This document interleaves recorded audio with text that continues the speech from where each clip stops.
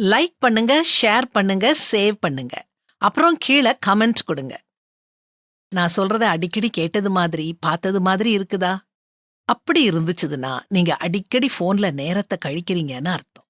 ஒரு நாளைக்கு நீங்க எத்தன தரம் உங்க மொபைல ஸ்க்ரோல் பண்ணிக்கிட்டே போறீங்க? இது உங்க மூளைய எவ்வளவு தூரம் பாதிக்குதுன்னு உங்களுக்கு தெரியுமா? ஆன்லைன்ல மணிக்கணக்கா உட்கார்ந்து பார்த்துக்கிட்டு இருக்கிறத டூம் ஸ்க்ரோலிங்னு சொல்றாங்க. அதாவது இது நம்மை அழிவுக்கு இழுத்துட்டு போகுதுன்னு அர்த்தம். இது ரொம்ப கெட்ட பழக்கம்.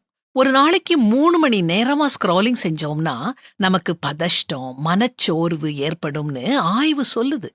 நாம எத பார்க்கறோம், எதுக்கு பார்க்கறோம்னே தெரியாம, நம்மை அறியாம நம்ம விரல் ஸ்கிரீன்ல வரும் பிம்பங்களையும், எழுத்துக்களையும் தள்ளிக்கிட்டே போகுது.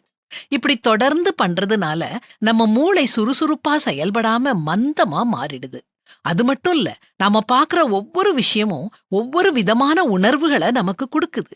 சந்தோஷம், கோபம், பொறாமை, எரிச்சல், கவலை, பிரமிப்பு இப்படி பல உணர்வுகள் ஒன்றன் பின் ஒன்றா வரும்போது மூளையில அதிக சுமை ஏறி பாரமாயிருது.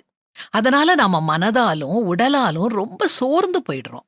ஒரு நல்ல புத்தகம் வாசிக்கிறதுனால நமக்கு கிடைக்கும் சந்தோஷத்தையோ, காற்றாட நடக்கிறதுனால கிடைக்கும் மன நிம்மதியையோ நம்மால அனுபவிக்க முடியறதில்ல.